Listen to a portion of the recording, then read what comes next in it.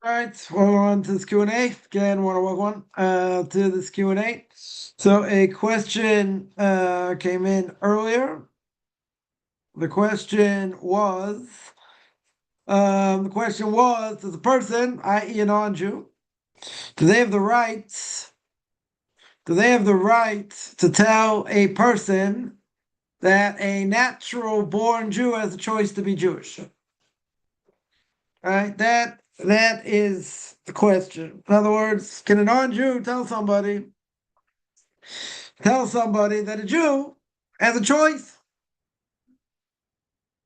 right? Has a choice to be Jewish. Now, I think what they meant is that a Jew who's born a Jew, you have an obligation to keep Torah mitzvahs, right? That's very clear. Now, if a person decides, or they're brought up this way, either way, doesn't really matter, right? They don't want to keep Torah mitzvahs. Not interested, let's say, in keeping Torah mitzvahs. Okay.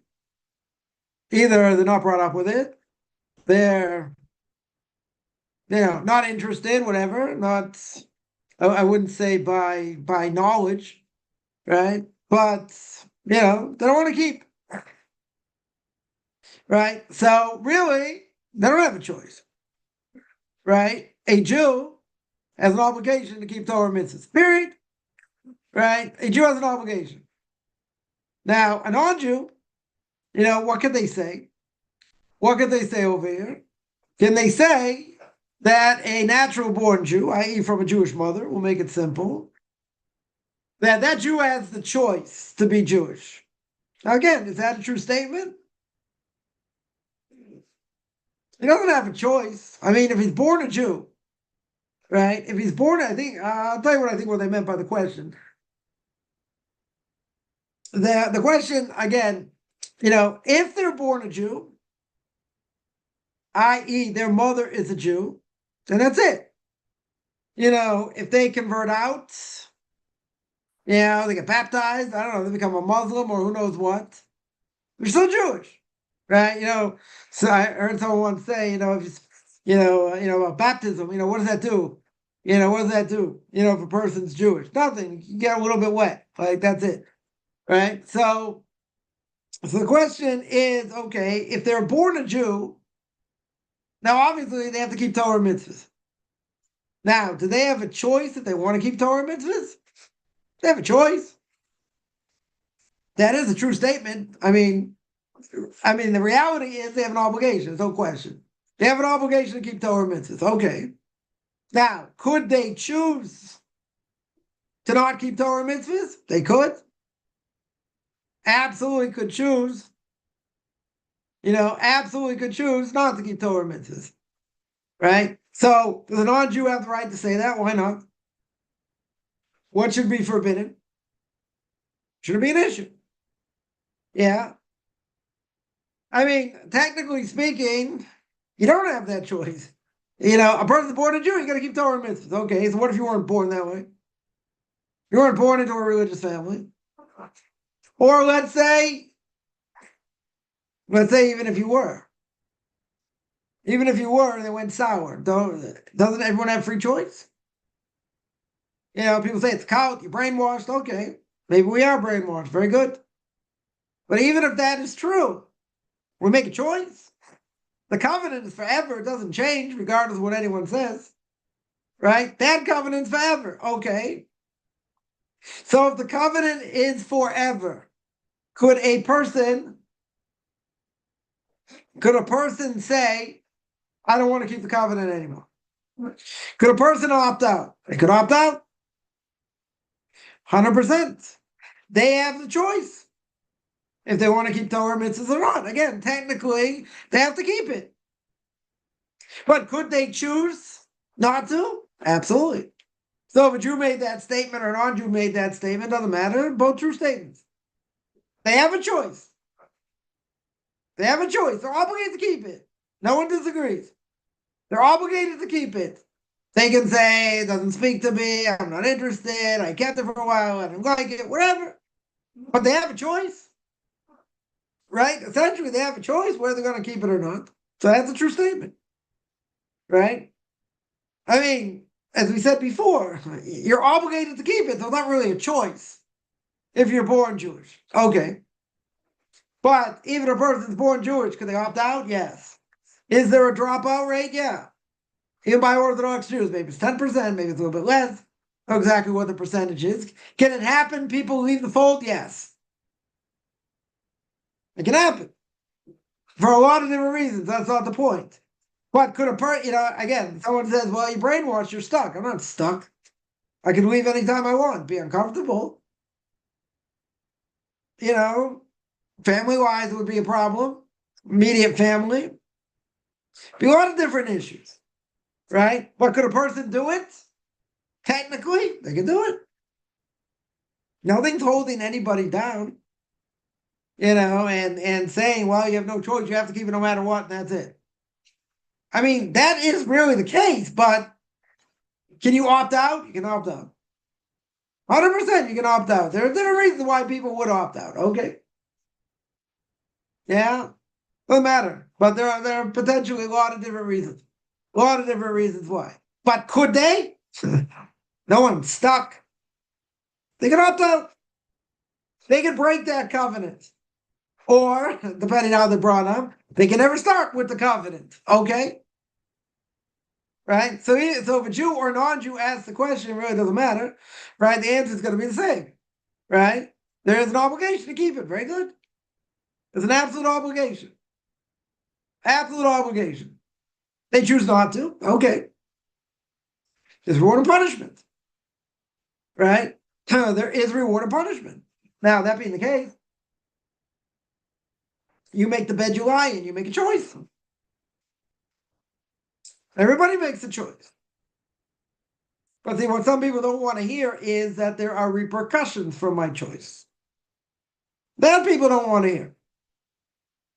People don't want to hear, well, you think what I'm doing is wrong. Because the Torah says it's wrong. Right? Someone's asked me, these two people living together, they were non-Jews. I wasn't going to go through, according to the Noahide laws, and if they live together, they're considered married. The person considers them Jewish. All right, but their mother's not Jewish. But in either case, so the person says, I bet you think they're living in sin. Yes. That's a very easy question. Yes. According to the Torah, living in sin. Yeah. For Jews, not for non-Jews. Yeah. For Jews, it'd be a problem. Okay. Because the Torah says you're not allowed to. The Torah says it's forbidden. Very good. Now, can a person make the wrong choice? They can make the wrong choice. They said, oh, that's backwards. Okay, you can say what you want. That's, what does it come down to? This is what God said. This is how we learn it. This is what the law is. That's it. So it's not a question, oh, you got a problem with me. You can have a lot of problems with me. That's not the issue. You have an issue with God. You have an issue with the Torah. Okay. Torah's anti-non-Jew. Okay. Torah's anti-pig. Okay. Torah's anti a lot of different things. Okay. So you have an issue with what the Torah says. Right? Nobody cares what I think. Nobody cares what anybody thinks. Yeah. What does God think? What do the rabbis tell us to do? That's their obligation. Right? That's it. Nothing more, nothing less. That's their obligation. Right? It comes out the Torah and says, yeah, this is forbidden. So you get a problem with it. Okay? And right, that's it. There's the right way to do things, the wrong way to do things. There is some gray area. Right? Definitely is some gray area, different things. Okay. Well, that's pretty black and white, a lot of things. Even they have different customs between Ashkenazim and Sephardim, right? And Hasidim, a few different customs here and there. 97, 98% everything we agree on. So different customs don't really matter, right? It's not a fundamental thing. It's, oh, you're keeping that, you're out. Like, not true, right? Unless the person be a messianic, that'd be a problem, right? That would definitely be a problem. That's idolatry, right? Everyone's going to hold idolatry. So, that would be an issue. But everything else, most people agree on, even if we have different customs and different things. But can a person opt out? Sure, they can opt out. Sure, we're not tied down. We're not stuck. There are people that go off. There are definitely people that go off. Or there are people that never kept it in the first place.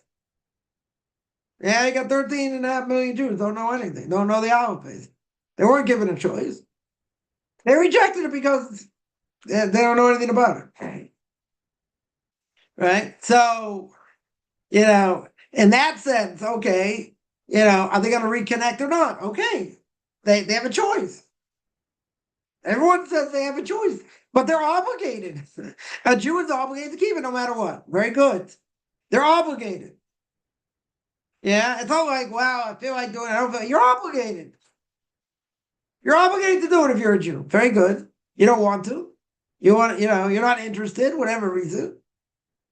You want to, find greener pasture somewhere else. Okay. You get judged for that. Depending where the person's holding and why they did it, what their intention was. A lot of different factors involved, but make no mistake, there are repercussions. There are repercussions. Right? So a person can't say, well, it doesn't matter. It doesn't matter. Totally matters. Either in this world or the next or both. Totally matters. Right? So you make the bed you lie in. That's it. You make the bed you lie in. Finished. Yeah.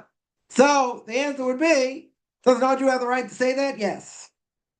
Does a Jew have the right to say that? Yes. Both have the right to say it. They're true statements. Right? They are true statements. So that is not an issue. So that was the question. Somebody asks, okay, what do I do at Shabbos or the Seder if I can't have wine or grape juice or any sugar? Then you can't drink 4 cups. It's a mitzvah you can't do. What happens if someone can't eat bread on Shabbos? Any type of bread. Bread is very bad for them, digestively. So what do?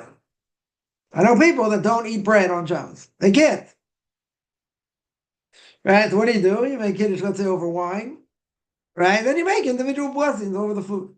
Right? You have soup, chicken, fish, potatoes, whatever. You make the appropriate blessings. Yeah? So you're supposed to drink 4 cups of wine and grape juice. The person can't have any sugar. 0 sugar. Right? Not wine, not grape juice. If there's no other way, you can't do it. Right? Then there's nothing to do. Yeah.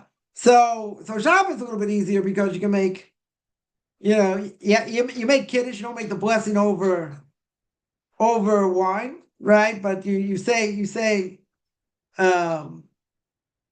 You make kiddush Friday night, and you have intention for bread, right? In other words, you say the blessing without saying the blessing over wine, right? I would say you wash your hands before because then you don't want to have an interruption in between. Right? So you would make the blessing over bread. Right? Let's say you can eat bread. Now let's say you can't eat bread. So let's say you can drink wine or grape juice, but can't eat bread. Okay, so make kiddush over wine or grape juice. Right, let's say, and then you make individual blessings over whatever else you eat. Because if you can't eat bread, you can't eat bread. Yeah. Now comes Passover Seder. Obligation to drink 4 cups of wine or grape juice. Very good. Very good. So what do? Right? What do? So you can't drink it. It's a mitzvah to do. Right? You want to tell me it's a rabbinic mitzvah. It's a very strong mitzvah to do, no question about it. You can't do it. What do you do if you can't eat matzah? That is the mitzvah of the day, Passover. So there is gluten-free matzah. That would still be, you get out of oats, spelt, other things that, if a person could eat, very good. What if you can't eat any matzah? Anything that goes into matzah you can't eat. So then what do? You're stuck. So what do you do about the mitzvah? There's nothing to do. There's nothing to do. Right? You can't do it. Right? What if a person never had kids? A Jew will make it easy. Yeah, a non-Jew has to have kids populate the world. Okay, but right, the mitzvah of be fruitful, multiply, giving to Jews, right? It's given to all mankind, right? So you have non-Jews should have kids because if they don't have kids, then the world can't be populated, the world never function. But okay, so what if a person never had kids? What if a person never had kids? Yeah, they're married, the spouse can't have kids. So what do? Either you get divorced, marry someone else, try and have kids, or you don't have kids. You never had kids. Or you adopt. Person could adopt. They don't have to. They don't have to. Right? I know a very prestigious rabbinic family. The sons couldn't have kids. So they're all, the ones that are alive are much older, much, much older. They never had kids. They didn't fulfill that mitzvah. Okay. But it's brought down if you have students, they're like your children, right? But it's still not your kids, right? If you raise an orphan, if you raise a child in your house, it's not your own child. It's also like your own child. Technically speaking, did you fulfill the obligation of having children? No. So what happens if you didn't do it? You didn't do it. So mitzvah, you didn't do it. Someone once asked me, their wife couldn't have kids, right? It was a second marriage, couldn't have kids. He wants to have kids. Yeah. So I said, so get divorced. I mean, if that's big of a mitzvah, get divorced. I wouldn't tell people to do that. If everything more or less is okay in the marriage, I wouldn't tell people to get divorced. I certainly wouldn't, between two spouses, one wants to convert, the other one doesn't. I wouldn't tell people to get divorced because of it. Yeah, unless they were going to get divorced anyway or there were problems. But I've heard people say, it's the most important thing I'll ever do. And, if they're not going to come with me, then I'm going to do it anyway. Okay, but I wouldn't tell people to do that. Definitely wouldn't tell people to do that. But in either case, right? In either case, this spouse cannot have any more kids. No possible way to have kids. So I said, either stay married, you don't have kids. You divorce and try and have kids. Or you adopt. Or you adopt. Those are the options. So the person says, I really want to have kids. Okay. I gave you three options. Right? Either you adopt. Yeah. You get divorced. Or you stay married, you don't have kids. Right? But the question came back. So, so what do? I said, I'm not making the decision. You have to make the decision. If it's important enough that you have kids and you want to get divorced. But I wouldn't tell someone to do that. I for sure wouldn't tell someone to do that. It's a big mitzvah. It's a big mitzvah to do, but you didn't do it. Okay. Right? I'm not saying can't. I'm saying the woman cannot have children. Not physically possible to have children. Yeah. Yeah, different reasons I'm not going into, but they can't have children. Right? The woman physically cannot bear a child. So then what do? Again, either you get divorced if that's important to you. If you're going to get divorced anyway, okay. Or you stay married, you don't have kids, or you adopt. Now, adopting can be considered like, your own child, but it's not. Right? It's not considered like you gave birth to this child. Okay. So in theory, it's like you raised the child. Very good. That doesn't fulfill your obligation of having kids, but fulfills other obligations, other needs, let's say. To be a parent. Very good. Right? So, you're not going to put a woman in danger, because you want to fulfill the obligation of having kids. You can't, that's forbidden. That's for sure forbidden. So you only have a few options. Right? You only have a few options in that case. So again, the person says, well, it's a really big mitzvah, I want to do it. Okay, I laid the options out. You'll make whatever choice you want. Right? But again, if you didn't do it, what happens if you didn't do it? You didn't do it. Is it a bad thing you didn't do it? You didn't do it. Okay. There are mitzvahs on, that we could do that, people don't necessarily want to do. Right? We're not going to say you do it anyway. Give an example. A Jew's married to a Jew. We'll make it simple. Yeah, they get divorced. Is there a mitzvah to get divorced in such a case? Yes. Now, you don't have to get divorced to fulfill the mitzvah of getting divorced. It's on the books. Yeah, if you can't work it out, you get divorced. Okay. But if there are other things you can't do, you can't do. Right? You didn't do it. Now, how is God going to look at that? That's a good question. That's a good question. So that they have to make their own decision. They're going to be if someone say, Rabbi, what would you do? I'm not telling people what to do. I absolutely would not tell people what to do in that case. I would only say that if there were marriage problems anyway, and they were going to get divorced anyway, okay. Same thing for conversion. Exact same thing for conversion. Yeah, you're going to get divorced anyway. So, okay. But if you weren't going to get divorced, I wouldn't tell people to do it. I know the story. I don't know any of the details, but the person said he's very happy converted, but he lost his spouse. Yeah, person lost his spouse. Okay.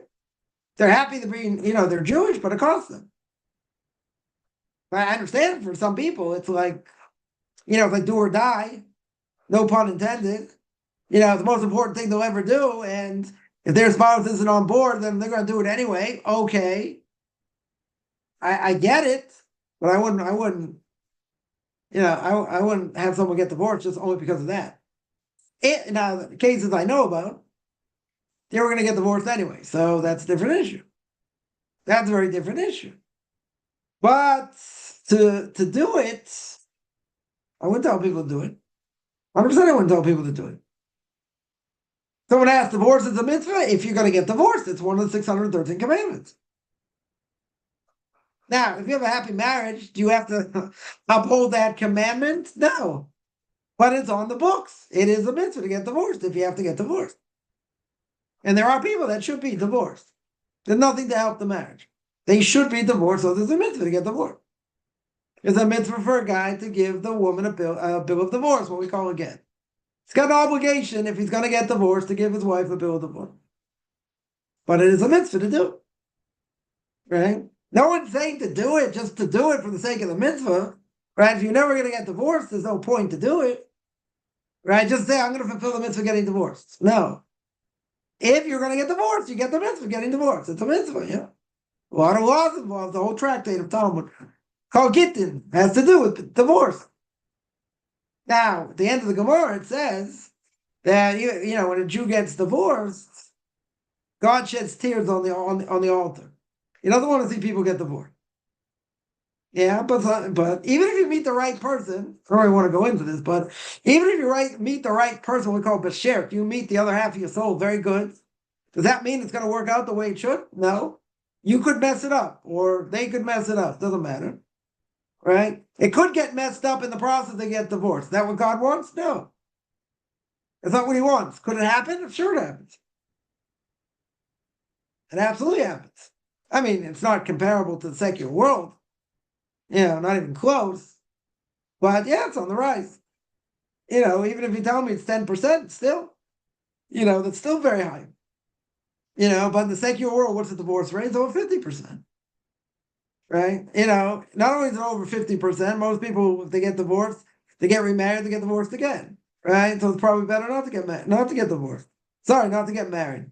Right? If you don't get married, then there's a good chance you won't get divorced. Yeah. But, there are people for sure who have to get divorced. Yeah. Is someone going to stay in abusive marriage? I don't think so. If the person gets like serious help and they're willing to work through it and this and that, okay. But, no, there's no mitzvah staying in a messed up marriage. If it can't be fixed.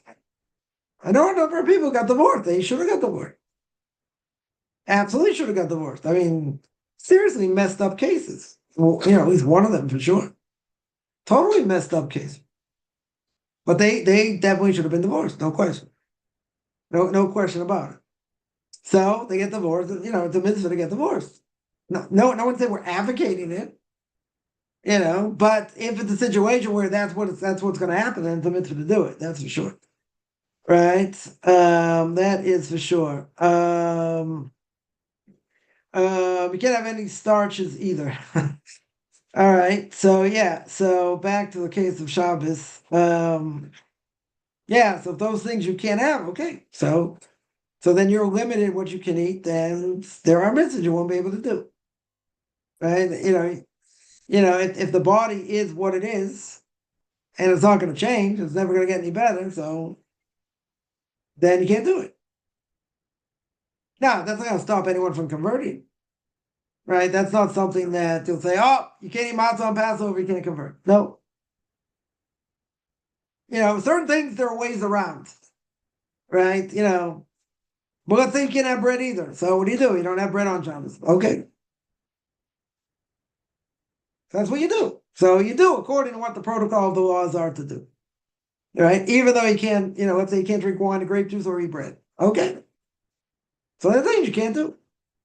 I mean, you have to know what to do, right? Still make kiddush, you don't make the blessing over wine, so you don't make it over bread either, right? But then, you'll make a blessing over, I don't know, fish. You make a blessing over meat. You make a blessing over chicken, potatoes, whatever. You make individual blessings. That's what you do. You have no other choice.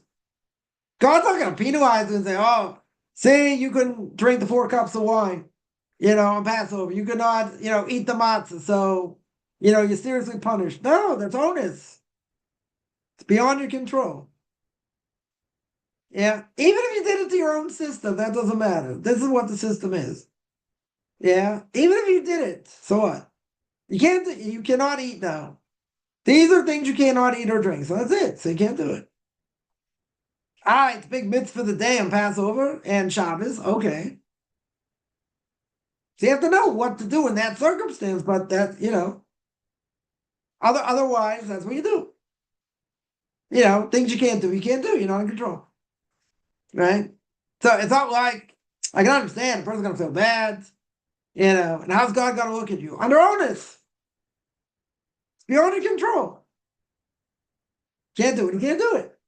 Even if it's a big mitzvah, it's a huge mitzvah to do. So you can't do it. What does it mean when high-ranking Hasidic Jews say they are conquering America? I'm not sure what they mean. It could be that saying that they're placing their stake there, that they want to be successful there. I don't think they mean, like the Muslims say, we want to make Sharia law all over the place. I don't think they mean that. They're not interested in doing that, right? But it could be, it could be that they're saying that they're able to live in America dressing the way they dress and keeping the customs they keep and keeping, Torah mitzvahs, despite the fact of the secular society around them. In other words, they're living like in their own bubble and they're successful in their own bubble, so to speak, but they're gonna keep what they keep, and not have secular society affect them. So it could be, again, I'm just guessing, but it could be that's what they mean. It doesn't mean they're literally taking over, even though some people may say that. That's not what they mean.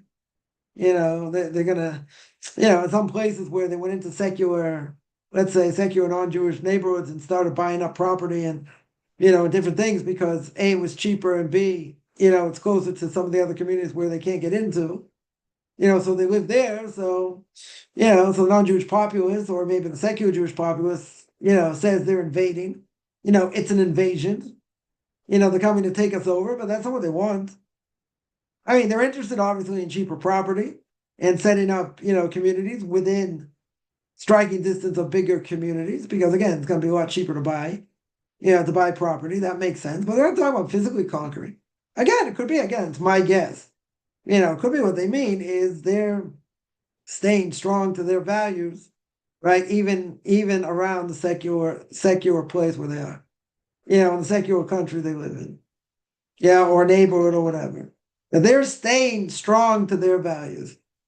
Could be that's what they mean, right? I'm not saying that 100% that is the case. It could be that, that it doesn't mean they're literally coming to take over. That's for sure.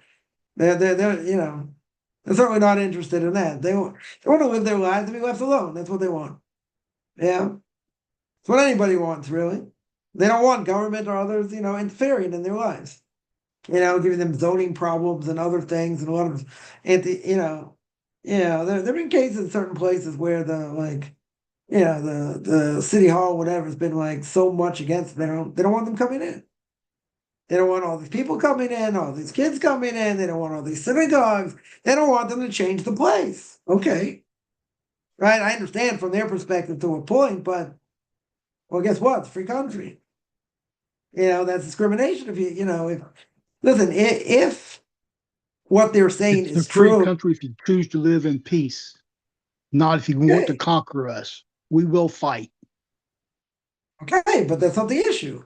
We're not talking about that. If they're coming in and doing what they're supposed to do, and they are not, violating any laws, and the town hall comes along or whatever, and makes it so impossible for them to build synagogues and this and that because they want to keep them out, that's discrimination.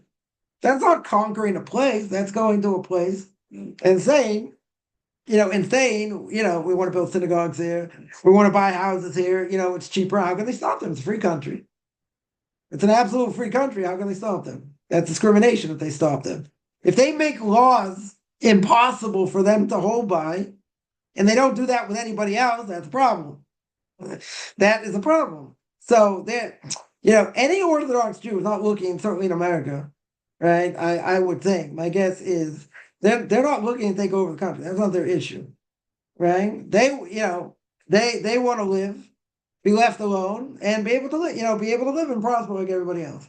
Now, it just so happens they're going to certain communities which are very, much cheaper land, much cheaper property. The whole Hasidic group in Florida or near Orlando, I think. And they're buying up property left and right, start a community there. Because why? First of all, better weather, better weather, get out of New York. Prices are much cheaper, much, much cheaper. Yeah. So they want to build their own enclaves. Okay. So what's the problem? What's the problem? They buy up property legally. They want to set up their own things. Very good. Okay. So they have to go according to the law of the land. They can't just do what they want. They just can't, start building things without permission. They have to go, there's laws, zoning laws. You can't just do whatever you want to go against the zoning laws, right? But the point is, if they are making laws, making it very, very difficult, if not impossible, which they don't do with other people, that's called discrimination, but that's not taking over. I mean, they'll claim the non-Jews and maybe secular Jews in these places will claim they're coming, to take over and they're going to build their synagogues and mikvahs and put up their Eruvs and all these different things. Do they have a legal right to do that? They have a legal right to do that. What's the problem? There's a legal right to do that. They can't go against the law, though. They can't just build wherever they want and zone wherever they want if it's illegal. That they can't do. But that's not taking. I mean, they're claiming they're taking over, but that's not what it is. They're not interested in taking over. They're interested in living in a place, that's close to a bigger city. Very good. The land is cheap. The land is cheap. Very good. Right. So, it's a good deal. Now, what's forbidden, just throw this out there because it has been a problem. What's forbidden is they stalk people, some people, I'm not gonna say everybody. They go to different neighborhoods and ask people if they want to sell. Are you interested in selling? We'll give you this amount or whatever. I think that's kind of a problem. Yeah, that's going too far. I understand why they're doing it. I can certainly find a lot of meritorious reasons why they would want to do that, but that's like sticking it in their face, saying, we want to buy a property here. Are you interested in selling? I think I think that's a bit much, right? First of all, you're not in your own country. You do it. Even here in Israel, there are places where they call it mitchared. What does mitchared mean? That it's becoming ultra orthodox. In other words, it's secular community, pretty much secular community, but it's close to where a strong Orthodox community is. And you have people that come in and start, let's say, buying apartments. Now, secular community going to be up in arms because they don't want the neighborhood to change, right, so to speak. They don't want an all religious neighborhood. Yeah. On the other hand, some people were selling. Yeah. Other people now may end up selling. This is how it starts. They end up selling, let's say, and a whole bunch of people move in, and the neighborhood starts to change. There are a lot of neighborhoods like this, but they were part of bigger neighborhoods. Okay, right? But they are not going door to door with, let's say they're buying property because it's property for sale. Good. They're not going door to door, sticking in their face. Are you interested in selling? We'd love to buy in this neighborhood. Would you want to sell? I mean, I wouldn't do that. I would say, it's not proper Derek Harris. Yeah, it's not proper character traits. Go in and start trying to. Now, I'm not saying connive. I won't go that far, right? But they put pressure on people to sell. That's a problem, right? That and I definitely heard firsthand accounts in certain places where people have done that. And what does that do? That gives Jews a bad name, a huge bad name. Yeah, it's not a desecration of God's name in the sense, in the, what do you call it? In the in the exact sense of what a desecration of God's name is. It's bad. It makes Jews look bad all over. Yeah, because they're putting pressure on. I'm not shaking them down. Not going that far. Not a mafia, but they are putting pressure on people, and they come around, and different people come around, knock on the door, and say, we're interested in moving the neighborhood. Do you know anyone? If you say, do you know anyone who wants to sell? Okay, that I could hear. Or we're speaking to real estate agents, whatever. But if you ask them personally, are you interested in selling? Like, I think that's a bit much. I lived in a certain neighborhood once, and there was someone going around and like knocking on people's doors in ground floor apartments. Yeah, and they were. It's funny because at the time, I had no interest to sell at all, and this person came, and they said, they didn't ask if I was selling.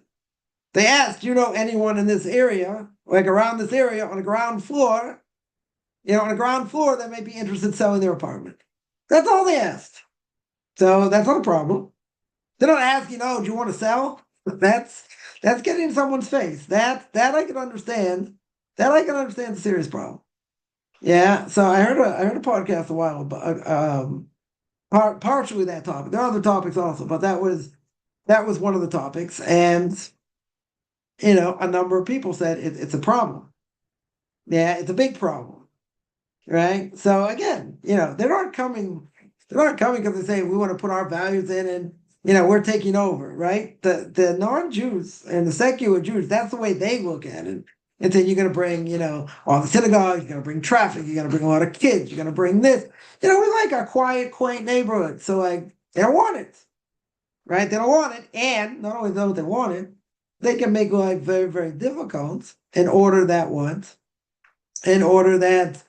they give serious problems. If let's say, they do buy some property. Now they want to do, they want to build synagogues. So there's certain zoning laws. Okay. So you have to go according to what the zoning laws are. And it was proven in certain places, whatever, the lawsuit went on for a while.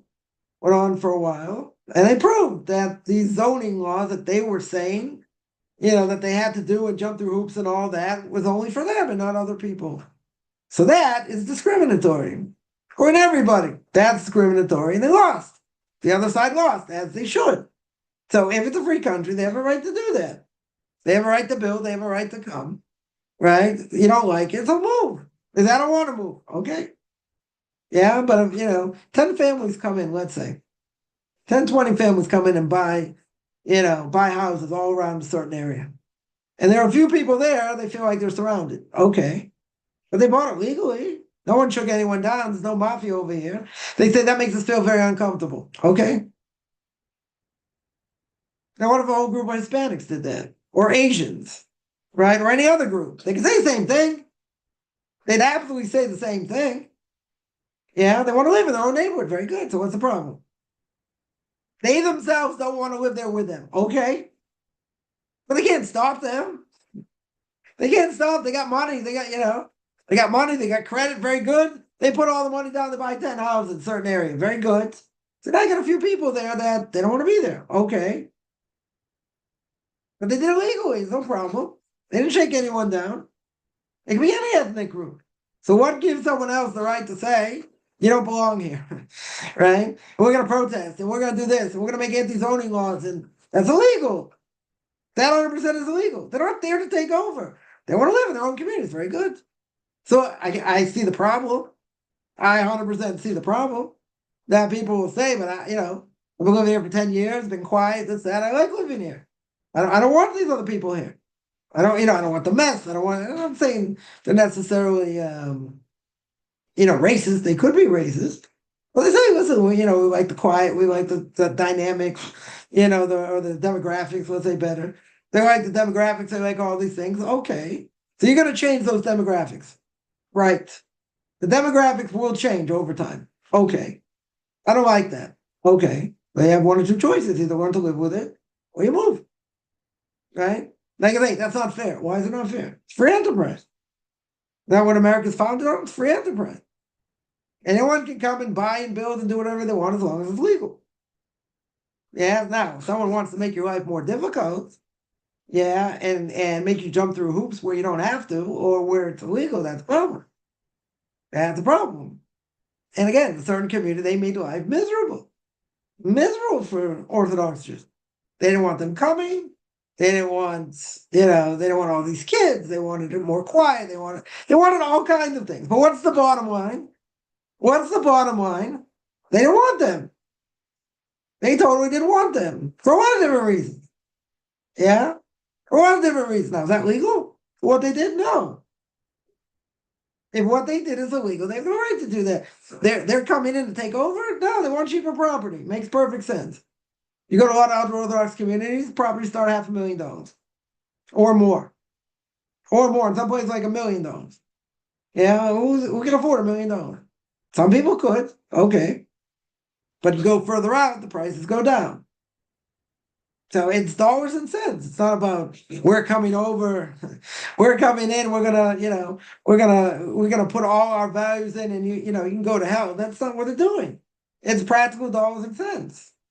Now the other people can say we don't like it, we don't want it, we don't want any of these. Okay, so they have a choice. They can either stay and deal with it or move. Because we don't want to move.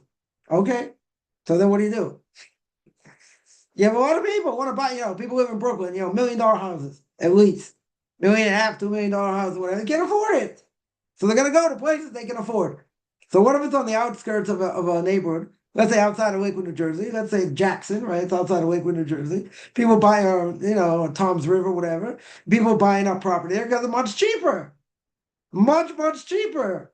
It's a third of the price. Not about taking over. It's practical dollars and cents. They can afford that. Can't afford living in Lakewood. Prices, up the gazoo, right? $500,000, $600,000, $700,000. They're starting out. They'll go further out. Okay. What's going to happen when more people go further out? What's going to happen? Neighborhoods are going to change.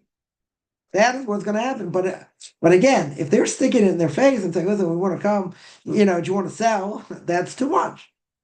That's getting in someone's face. That's forbidden. That would be 100% forbidden. If they knock on the door, or they go to, even better, they go to a real estate agent. But let's say they knock on someone's door, or they knock on a bunch of people's door. Say, listen, we're going to buy in the area. Do you know anyone who's selling? Now, is there anything wrong with that? No. Are they putting pressure on them? No. They're just asking if you know anyone who's selling. Here's my name, number. Give me a call if if you know anybody. But they may feel pressured that way, but that's not their intention. But there's a problem. I'm telling you, there's a problem. And there are people that have gone way beyond. Way beyond. That's why non-Jews hate them. Exactly why they hate them. Because they came and were obnoxious. And they put pressure on them when they never should have. This is not your country. Even though in Israel, it's not a good thing. But at least you're among Jews. Yeah, you're doing it in a country that's not yours. It doesn't belong to you. Yeah, with the grace of God, they're letting you live there and be able to practice religion freely. That's a huge thing. That is a huge thing. Everyone should be thankful they can live in such a place. But you have to abide by the laws. Yeah, you have to abide by the laws. Going in and trying to strangle someone to sell when they don't really want to sell, that's a problem. That is a serious problem. And it's not an isolated incident. It's not just like, a few people did it. It's more, it's happened a lot.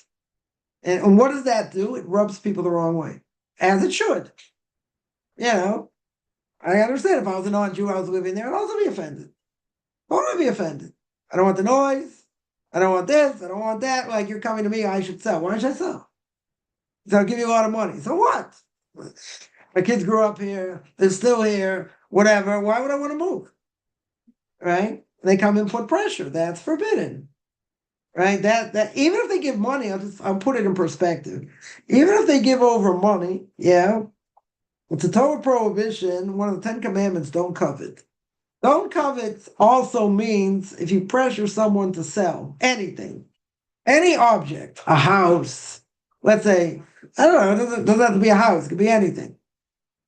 And you start, going on and on. Oh, this looks so beautiful. I really want to buy it. I'll pay you this much for it. It's not for sale. And you try and convince them. Finally, you offer them enough of a price. It's okay. I'll sell it. They never would have sold it otherwise. Yeah.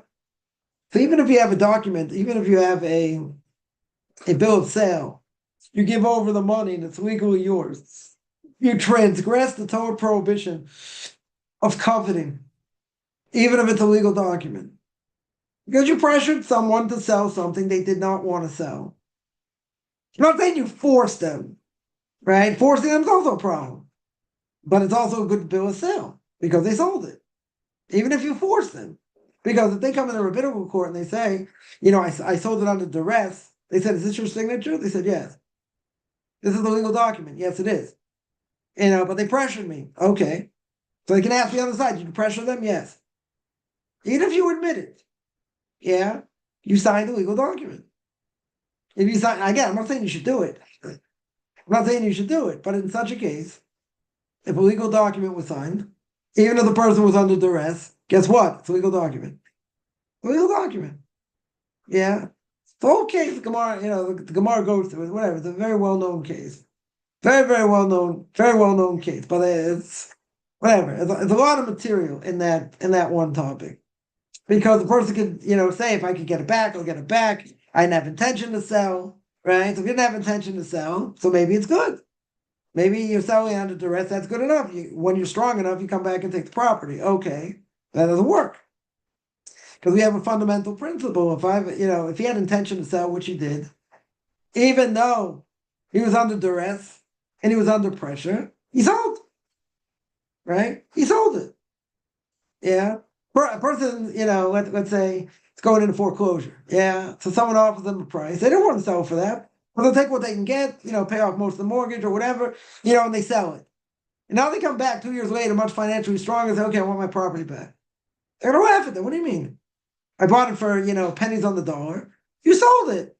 He said, yeah, but I was only in financial distress. I never would have sold that. These high-priced lawyers. They go to court, they're going to throw it out of court straight away. Straight away, they're going to throw it out of court.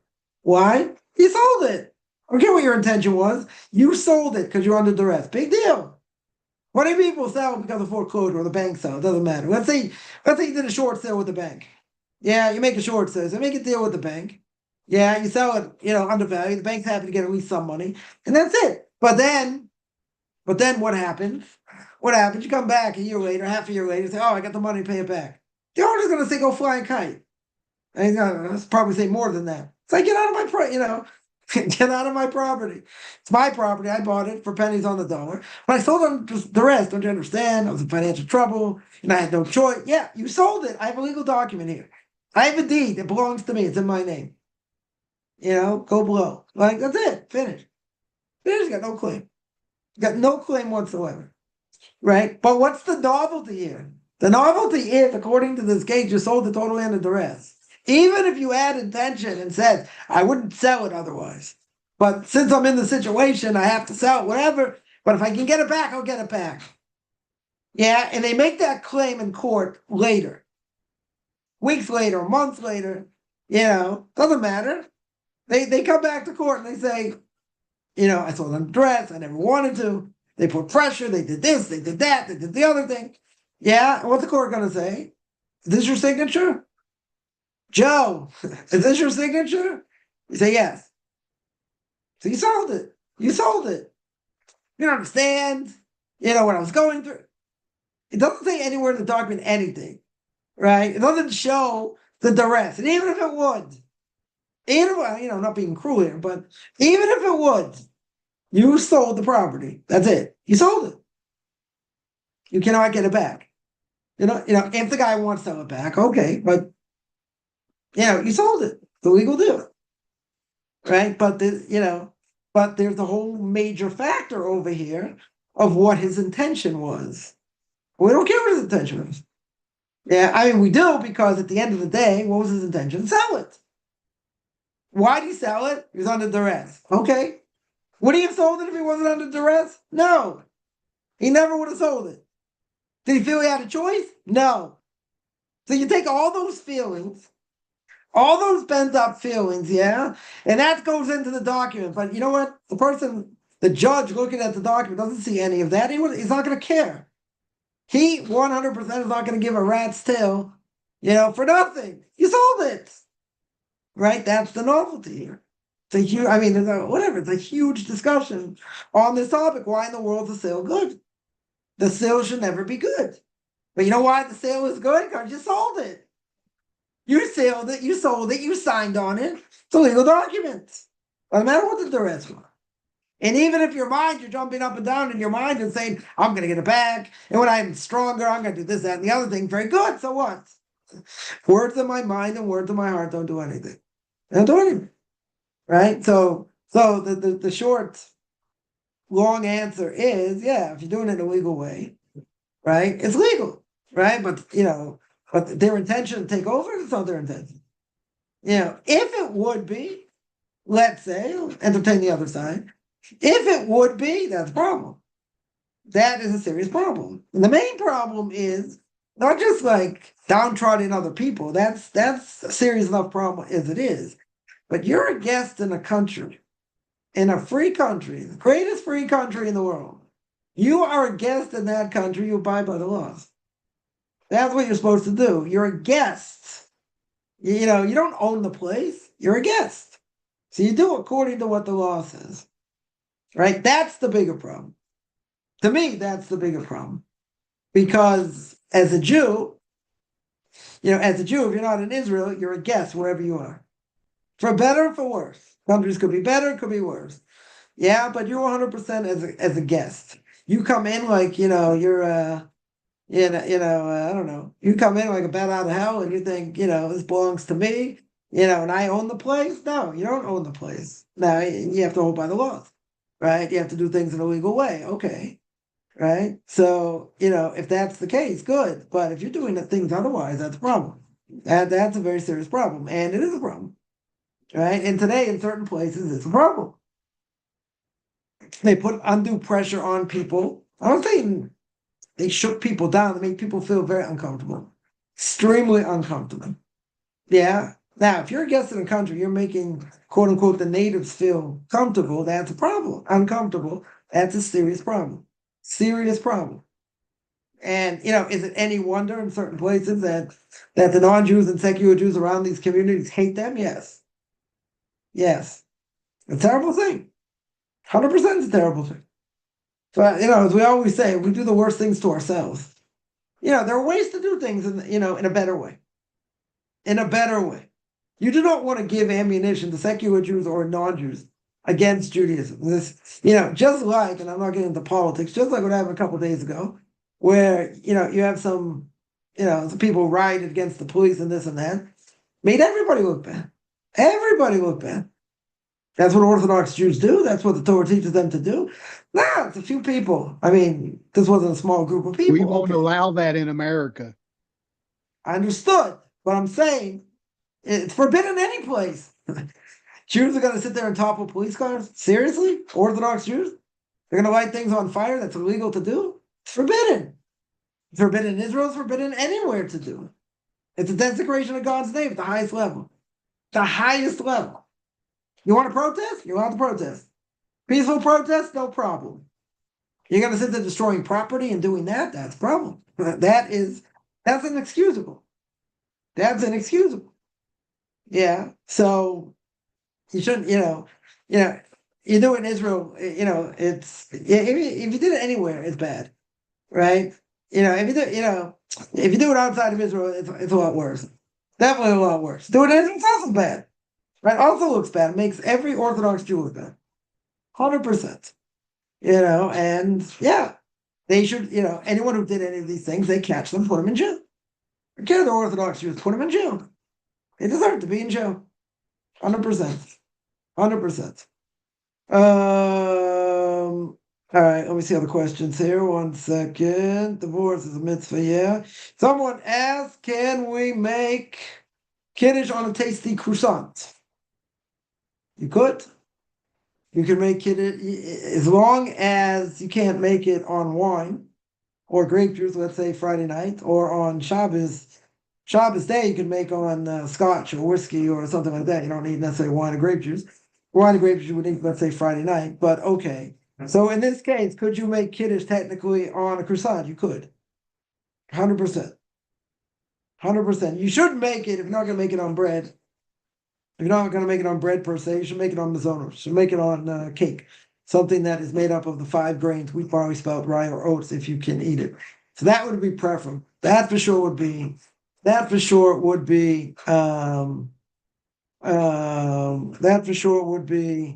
preferable to do that. So I'd say on that.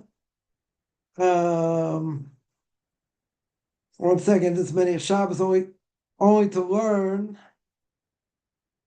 It's a no. It's bad again. If you can't eat on bread, what do you do if you can't eat on bread? What do you make kiddush on? What do you make kiddush on if you can't eat on bread? So you have to make kiddush on something. 100%. 100% you have to make kiddush on something. So what do you do? Yeah. So you could make on that if you have no choice. If you have no choice. Yeah, if you can't eat bread. Let's say you can't eat bread. You could do that. Yeah. Someone says croissants are normally made with butter. Let's say they're not. Let's say they're not made with butter. Yeah, the parv. Let's say 100%. Yeah, if you're gonna eat with bread, they shouldn't be made with butter. Okay. If they're made with butter, yeah, then you're gonna have a problem eating with meat. 100%. 100%. Let me see. So is that? Do everyone gets repeated in America? That's true. Both communities and minorities got to be extremely discriminatory against both. Okay. Yeah, there's the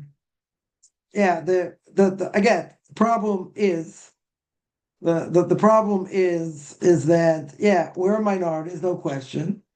Yeah, but you have to be respectful. You can't walk around the place, especially if it's not, if it's not Israel. You cannot walk around the place like you own it. You got to be thankful you're there. You got to be thankful you're a guest and you can live there without religious discrimination. Yeah, and there shouldn't be religious discrimination against anybody, regardless of what religion. Yeah, you want to come, you want to keep the laws, very good. Could they make discriminatory laws? They could. They could make life more difficult, but you can't. It's much worse, much, much worse, for an Orthodox Jew to act like, they got a chip on the shoulder like they own the place. That's a problem. That is a serious problem. Yeah. They want to abide by the laws, proper laws that, not going to discriminate against them and this and that. Good. And they should fight for that, right? For religious freedom. 100% they should fight for that. But that's it. You got to be respectful of everybody else, right? Any other minority supposed to be respectful. Yeah. So, we're not out to change the world to make everyone Orthodox Jew, We're not interested in that. I mean, obviously the Muslims are interested in taking over. That's pretty clear. We're not interested in that, right? But you got to be respectful. And if you're not respectful, it's a problem, right? It's a serious problem. It's not a small problem, right? It's a very serious problem. Someone asks, why is God interested in having stuff the lowest of all worlds? According to Tanya, I don't know, never learned the Tanya, but rather setting our souls free. Does God now? Let me ask you $1 million question. $1 million question is: does God want people to suffer? Yeah, and keep this world populated. Okay. Yeah, does God want people to suffer? Yes or no? What's the answer? No. He doesn't want people to suffer. Path of the Just, the very beginning introduction, he says God created the world not for him, for us to enjoy his goodness. Very good. So it's for us to enjoy his goodness. You have to know how to enjoy it. You have to know how to keep what he says. So if you have to know how to enjoy and keep what he says, guess what? There could be payback for things that you do. right? You have to keep what the Torah says. Okay. Right? Right? So you're going to keep what the Torah says. Okay. You're going to abide. Okay. Yeah. And what if you don't? What if you don't abide by what the Torah says?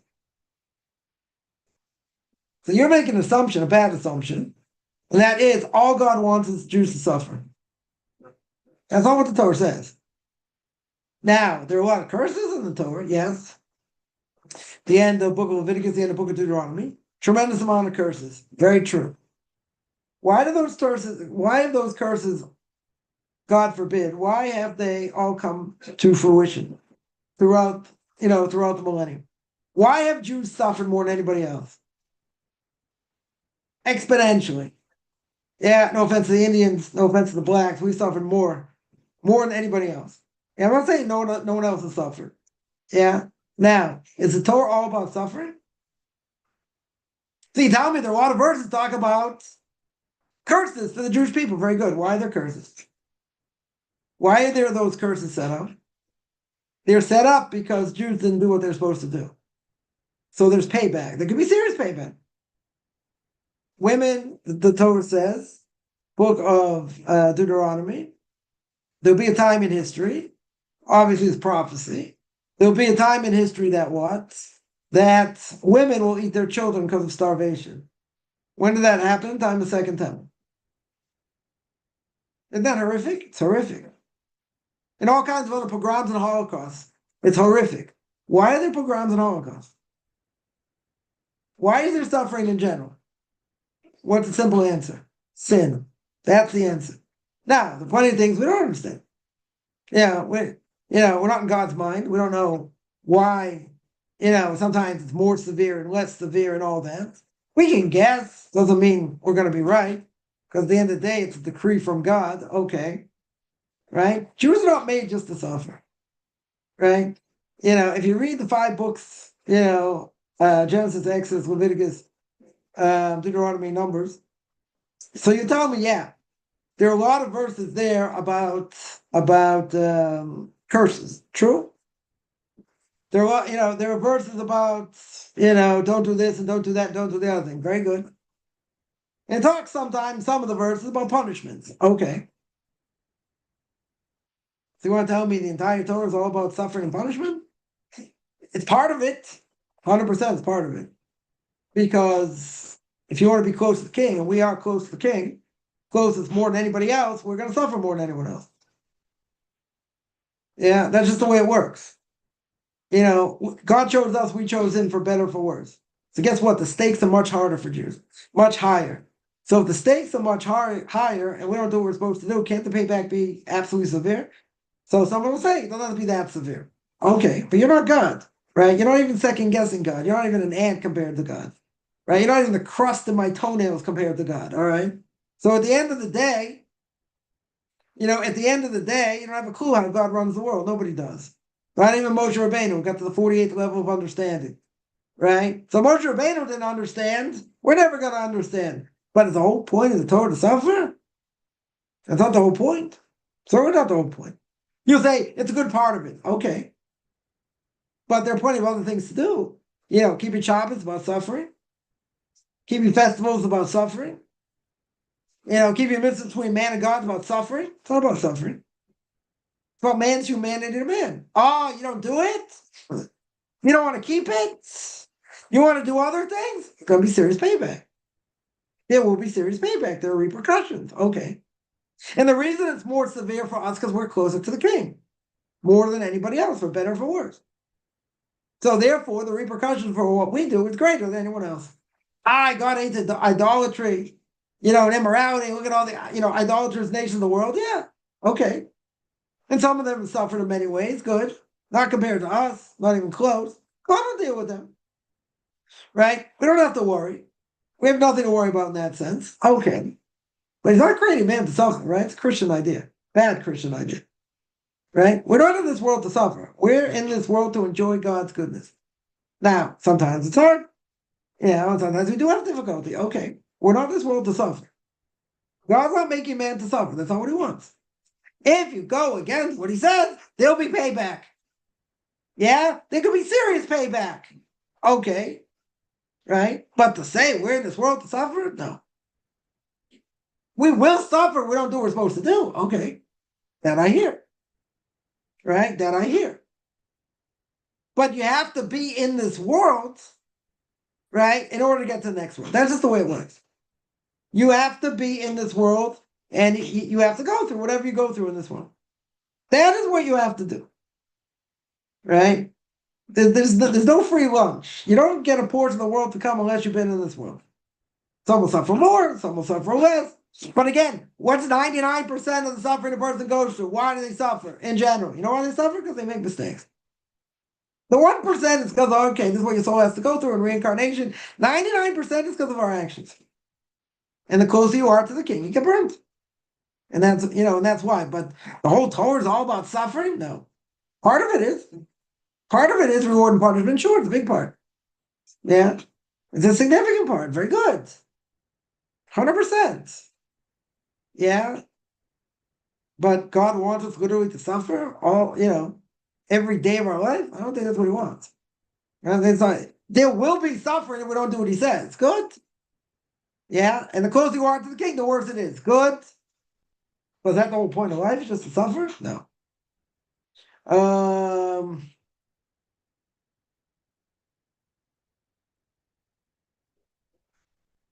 All right, let me see other questions here. All God's creatures have a purpose. Okay. Right? That's true until God doesn't need them. God doesn't need certain species, he gets rid of them. Yeah. But, even though we have free will, God's orchestrating everything. So whatever is out there, God wants, obviously, at some level. We may mess it up in the process. But, at the end of the day, he's the one in control. Right? He's the one in control. So, again, the closer you are to the king, the worse it is. But that's just the reality. Right? What does Moses not understand? There are 49 levels of understanding. Right? I can't tell you what all the levels are, but it's brought down. There are 49 levels of understanding. There was one level of understanding he did not know. What is it? I don't know. I don't know what that level is, but it just means in general, I mean, Kabbalistically, I'm sure it means a lot, but it means in general that no man is going to know everything in this world and be like God. Impossible. Because Moses says, I want to see you face to face. What does God answer in the book of Exodus? No one can see my face and live. That means whatever you go through, whatever you see, you can't understand. It's impossible for you to understand. You can only understand things in hindsight. And even in hindsight, not so easy to understand. Right? In other words, I'll give one example. One example. Yeah, Moses in Egypt, and he sees that Egyptians or the Jews are, making these walls, making these bricks, and there's a baby that's being smeared into the bricks. Yeah, so the baby's obviously going to die. So Moshe Rabbeinu says, I want to save the child. Anyone would want to. God comes to him and says, don't do it. So Moshe Rabbeinu says, but how can I not save the child? So Moshe Rabbeinu saved the child. Right? Anybody would do such a thing. Yeah, what happened? Who did the child become? Evil King Achav. So keep in mind, what we see, we don't understand. What we see in face value, we can't make heads or tails. Why it happened this way, that way, the other way. Sometimes God throws a proverbial bone and show us and whatever, but in general, right, what we see, we don't understand. You see something like that, anybody, you don't have to be on the level of Moshe Rabbeinu. Anybody would have jumped, if they could have saved the child being smeared into a brick, they would have. Everybody would have done it. The only problem is God said, don't do it. Right? God says, don't do it. He did it. Yeah. Yeah, and he did it. Okay. So what I mean, starts by praise by humans sent into lower world and being cursed after the initial sin. Because mankind had to be in the world. God doesn't need anything, but he put in anything God put in the world. What did he put in the world? Everything doesn't have free will. Plants don't have free will. Animals, programmed DNA. Trees, nature, all programmed, right? God takes care of them. Yeah, very good. What's the only being that's not programmed? Man. So man is part of God in a certain way. God breathes in the spirit of life, gives us a soul, right? So every person, Jew or non-Jew, has a soul. Very good. So now you got good against evil. So the only being in the world that can fight evil in that sense is man. Yeah, is mankind. Why? Animals can't do it. They don't have free will. They have no free will. Plants don't have free will, right? So God needed a being to put in this world that's parts, it has a spiritual side and has a physical side. Now you tell me plants can also have a spiritual side to a certain extent or whatever. Okay, I'm not going to get into necessarily the metaphysical and all that. I will just mention that God needed a being in this world in order that can make decisions and have a spiritual side like in the heavens. There's no other being that can do that. So that's why God created man. He created man also as to enjoy his goodness in the world. That's why he created man. Did God need to create man? There was a disagreement of opinion between the House of Hill and the House of Shammai for more than 2.5 years, whether it was good to create man or not. So basically, we came to the conclusion it was bad to create man, but the fact that man was created, we have to look into our deeds. Very good. We have to look into our deeds. We have to be better. Yeah, but at the end of the day, for the few righteous people that it would be worth it in the world for man to be created, mankind's been, hasn't really, panned out that well. Yeah, in many ways. Now, it doesn't mean there aren't righteous people. It doesn't mean people can't be righteous.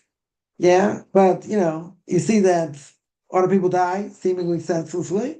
You see there are a lot of wars and famine and other man's inhumanity to man. Man's basic inhumanity to man. Right? So, as God says, I'm not gonna wipe out the world. I'm not going to wipe out the world. Again, basically, the issue is going to be that man is evil from, when they're born, so to speak, but there's an antidote. They have Torah, right? There is an antidote. So yeah, man will do terrible things. I give them free choice to do terrible things. Not that he wants to, not that that's what we're created for, but again, we have an evil inclination and all that. Very good, right? So in that sense, either we'll make good decisions, bad decisions. But if you look in the bigger scheme of things, okay, even if you have one truly righteous person, then the world, meant something in the eyes of God. Yeah, even if you have one righteous person or a handful of righteous people. Yeah, but at the end of the day, if you look at mankind as a whole, there are good things man does. Okay. But you could say throughout history, there are plenty of things they do bad. Yeah. That's true, but it didn't stop God from creating man. Somebody asked what happens to the prior soul of the convert when he first mixes the conversion. I don't know. Can't answer. People say when they come out of the mikveh, when they get their Jewish soul, they do claim they feel something. I don't know, something inside of them seems to change. What that is, can't answer. Right? Can't answer. What happened to that prior soul? I don't know. Probably disappears. God probably brings it up to heaven, and whatever happens to it, I don't know. That I don't know. Right? I don't think it disappears. I think it just God has a purpose for it. And it'll bring it up to heaven. The other soul will go in. Right? Exactly how that works, because really, I mean, this is Kabbalah 101, 101A, so I can't really say how it works, because if that soul goes out, person dies. Right? A person can't live without the soul. The soul goes out of the body, the person dies. Very simple. Now, if at the split seconds, again, I have no idea how this works, so you can take it with a grain of salt, but if one soul goes out, let's say you go in the mikveh, you have that soul, very, very good, you're very much alive, right? You go under the water, somehow, maybe that soul goes out, the other soul comes in at the exact same time. So otherwise the person would die, right? So the question is how that would work. So I would assume that there's going to be something left. Either it goes out and the other soul goes in automatically, so therefore If that's the case, then the person wouldn't die. Otherwise, if there's any time period, even if it's a short lapse, seemingly the person should absolutely be dead under the water. Now, anyone I've ever heard that has converted, that's never happened, right? That has never happened. So the question is going to be, the question is going to be, you can have two souls in one body in general. I mean, there can be a dibuk. We spoke about a dibuk before about a soul being chased by angels and it gets into another body. So it's sort of like, it doesn't replace the other soul, but it sort of buries it somehow, however that works until they get the soul out. But you don't have two souls in one body, right? That's not going to happen, usually.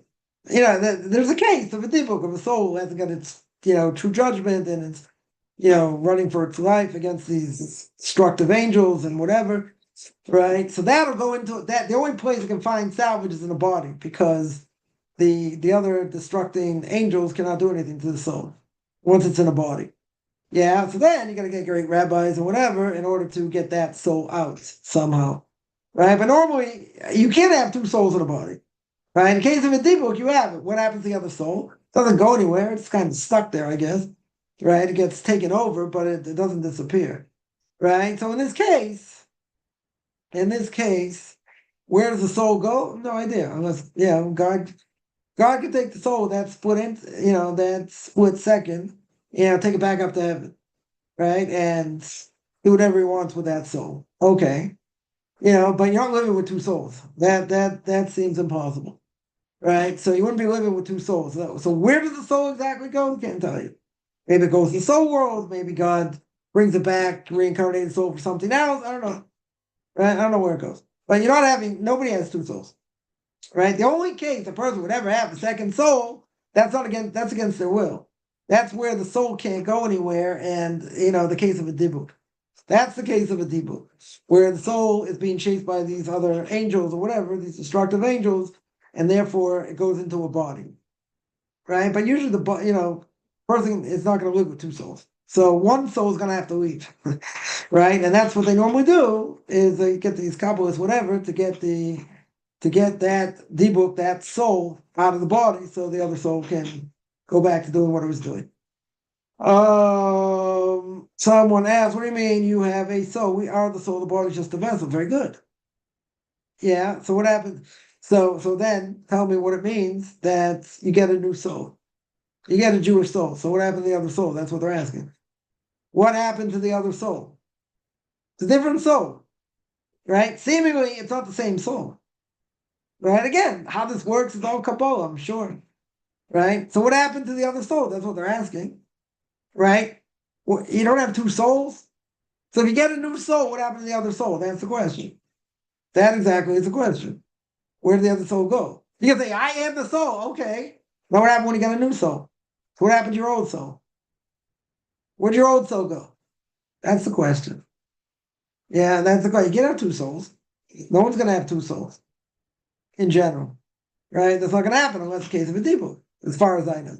But no one's going to have two souls, right? Our souls are with the angels before, someone asked, our souls are with angels before our current body exists. Sure, they're in heaven. That's where the soul is, really underneath God's heavenly throne, whatever that means. Yeah, it's in heaven. The soul is not in this world, right? Until God puts it in the body. Now the question is, when does God put it in the body? Does he put it by the time of conception or when the person is born? Right? So that's the difference of opinion. But the soul is definitely not in this world. It's definitely not, it's in the spiritual world, before it comes to this world. Right? It's definitely not in this world before. And then put into a body. It's put into a body when it's in that world. When it's in that world, God will decide which body he put it in, and he puts it in that body. Someone asked, what if getting new souls like gaining a spouse? I wouldn't think so. I think it's a whole different thing. The question is the person, there are people that will say they felt something. They felt something coming out of the mikveh. Now, what is that? It's psychosomatic? I don't know. It could be. Right? But I can't say what that feeling is. Someone asked, I want to get this question before. Two questions. Someone asks, is God omnipresent? He is. Question how that works, right? Especially if we're creating the image of God and God is everywhere, right? God's omnipotent. So how does that work? Right? The question is, how does that work? Right? But is God all over the place at all times? Yes. How does that work? Good question. Right? But again, this week's parsha, chapter 25, verse 8, it says God wants to dwell amongst the Jewish people. Right? He wants to dwell in a mikdash. Right? In the tabernacle. How's that work? How in the world are you going to put God in a box? I don't care how big the box is. The box could be 3 football fields long, or bigger, right? Or smaller. How are you going to constrict God and put him in a box? Right? Again, that's going to be Kabbalah 101. But is God omnipresent? Absolutely. He knows past, present, future. God is everywhere at all times. Someone says, so I forgot to answer that. And someone asked, I had no choice but to marry a Christian. I chose not to have a Christian child. Was that wrong? I wouldn't say it's wrong. But there is a mitzvah in general for non-Jews to have kids. Now, the reason there's a mitzvah to have kids is to populate the world, because you need the world to be populated. Now, if someone decides that they don't want to have kids, okay, it's their choice.